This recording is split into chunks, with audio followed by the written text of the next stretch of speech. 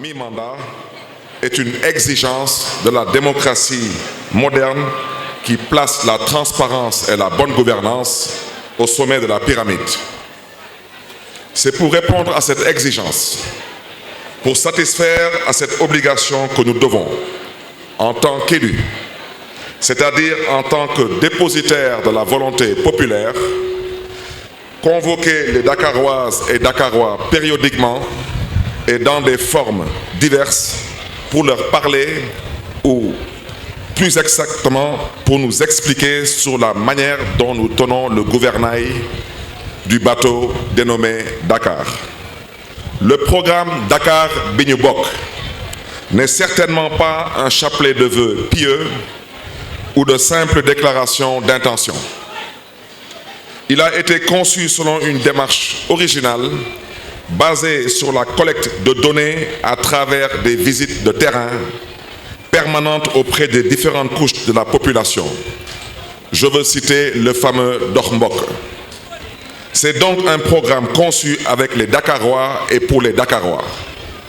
Cette démarche de co-construction nous a permis de comprendre les préoccupations de nos concitoyens et de placer l'humain au cœur de nos politiques, de nos urgences et de nos priorités. En 2 ans et demi, vous pouvez constater l'adéquation entre ce programme et les réalisations effectuées et celles en cours. C'est là tout le sens du thème général de nos travaux. Beaucoup de gens se posaient la question, où est Barthélémy Diaz? Que fait Barthélémy Diaz? Eh bien, je suis dans le Dakar bi ñu bokk, Sidi la nekk. En vérité, mesdames, messieurs, il s'agira durant ces 3 jours de revisiter les points essentiels de notre programme afin de pouvoir évaluer objectivement le degré de réalisation et bien entendu d'identifier les contraintes et les obstacles à surmonter pour travailler plus vite et plus efficacement en direction de 2027. Il s'agit donc, Dakaroises, Dakarois, d'un exercice utile et fort enrichissant pour le conseil municipal qui ne manquera pas d'en tirer le meilleur profit. Notre programme, Dakar bi ñu bokk, est composé de 6 axes et de plus d'une centaine de propositions et d'objectifs stratégiques. Nous voulons une ville dynamique, attractive, capitale ambitieuse et résiliente, prête à faire face à toutes les charges. L'axe 1 de notre programme concerne la construction d'une gouvernance stratégique tout en développant une ville dynamique. Faire de Dakar une ville de santé, éducative, sportive, une ville économique à fort impact social, mais aussi une ville solidaire et sociale. L'axe 2 concerne la santé. L'objectif est de rehausser le plateau médical des infrastructures sanitaires de la ville et d'autres initiatives porteuses. S'agissant de l'éducation, la construction, la réhabilitation et l'équipement des lycées et collèges afin d'assurer l'accès aux technologies de l'information et de la communication aux élèves et aux enseignants. Dans le secteur de la culture, il est prévu la création de pôles danse, cinéma, musique et design dans les quartiers de la ville que sont Ngor, Ouakam, Parcelles Assainies et Yoff.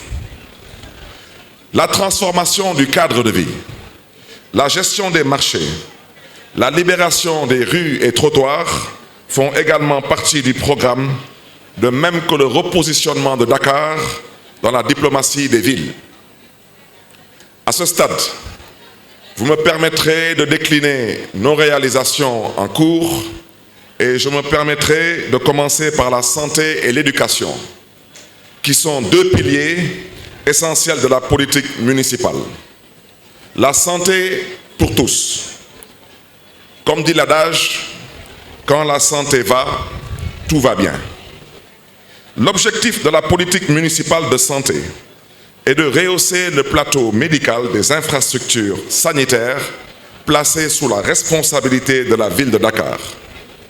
La politique sanitaire et sociale de la ville est placée sous le signe de la solidarité, de l'inclusion et de la justice sociale.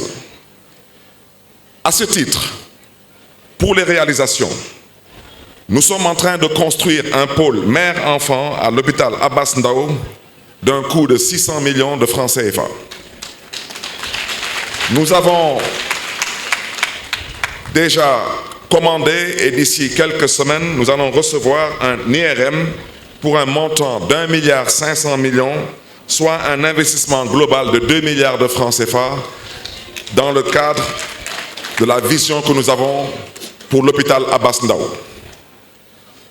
Nous avons déjà construit et réceptionné un centre médico-scolaire dans l'arrondissement de Grand Dakar, particulièrement dans la commune de Dieuppeul-Derklé-Castor.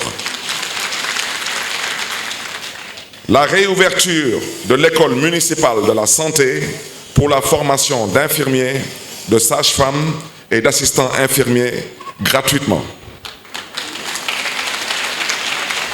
Le centre de dialyse Khalifa Ababakar Sall de Liberté 6, équipé de 40 générateurs, d'un coût d'à peu près 400 millions de francs CFA et qui peut prendre jusqu'à 120 patients par jour. La prise en charge des analyses biologiques pour un montant de 50 millions de francs CFA. Des ambulances médicalisées pour la commune des Parcelles Assainies, la commune de Grand Yoff, l'Institut d'hygiène sociale et le centre de dialyse Khalifa Ababakar Sall de Liberté 6. 10 500 prises en charge dans les hôpitaux partenaires et nous avons des partenariats avec 12 structures sanitaires à Dakar. 26 évacuations sanitaires, principalement au Maroc, au niveau de la clinique internationale de Casablanca, avec laquelle la ville a noué un partenariat. Et pour l'instant, nous avons déjà consommé à peu près 88 millions de francs CFA en prise en charge.